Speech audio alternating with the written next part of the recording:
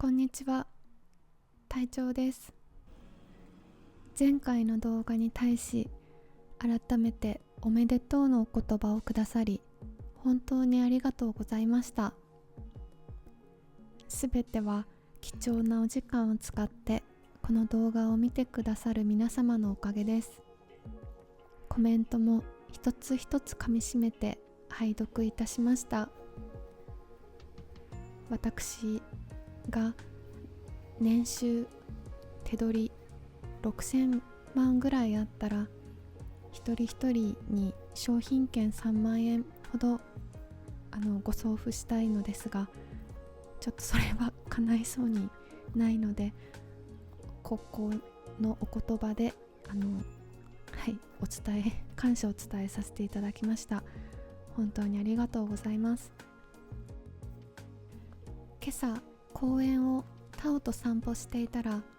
朝の時点で10度を超えていました。これはとても嬉しいです。また雪の厚い箇所もあるのですが、公園の広場の雪もかなり溶けてきて、さらなるベンチとご対面できました。先日夫が再び東京へ出張に行ってきたのですが、もう桜が咲いていたそうです。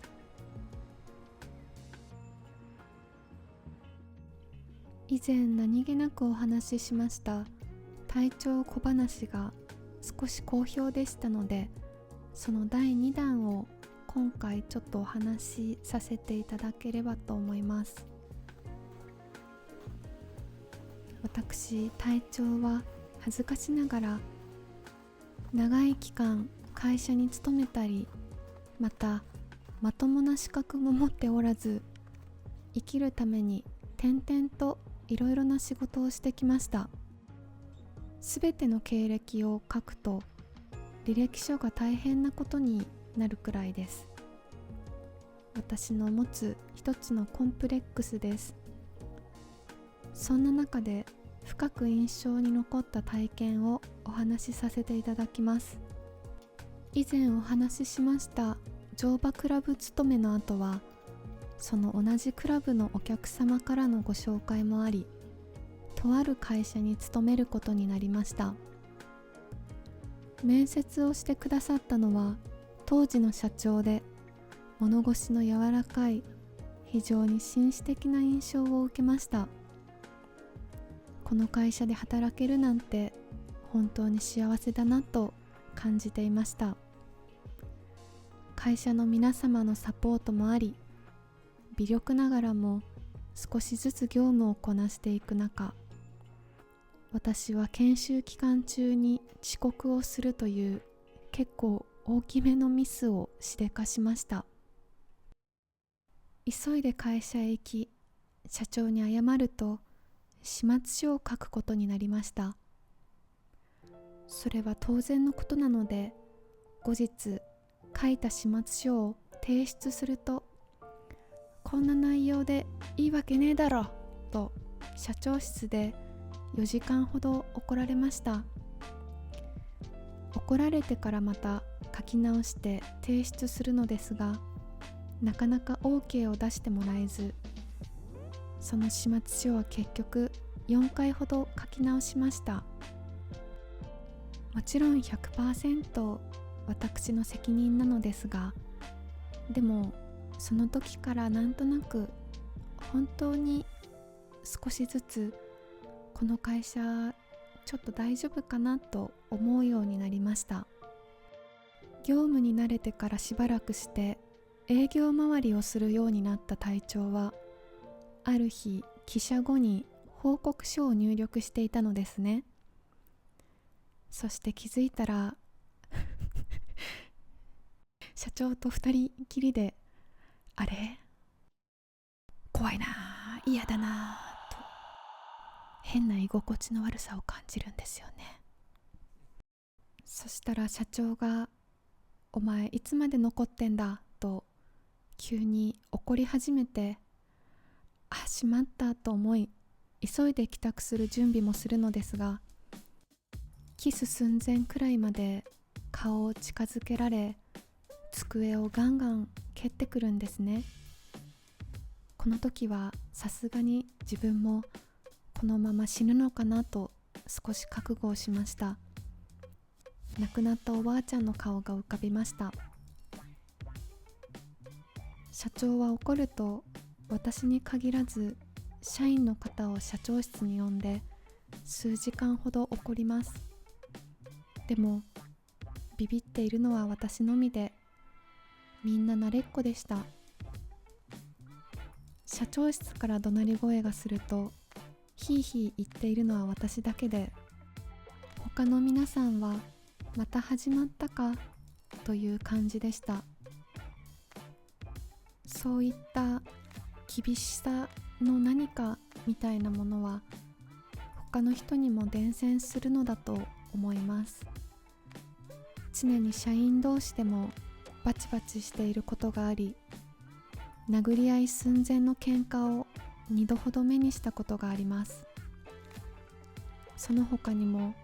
常にタバコ臭い王さんという勤めてからかなり経つ社員さんがいたのですが、その人がある日私にメモを渡してきました。そのメモを見ると、メイドの格好をしてきて網タイツ履いてよと書いてありました。これも氷山の一角でした。そんな王さんはあるジムの女性社員から死ぬほど嫌われており、争い事が苦手な自分もさすがにもっとやったれと思っていました。この時ペーペーながらに身をもって感じたことは、上の人がちょっと良くない感じであると、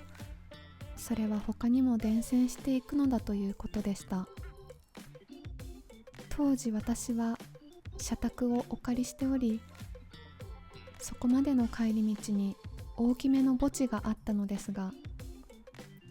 当時の私は自転車を近くに止めて、知らないお墓の前で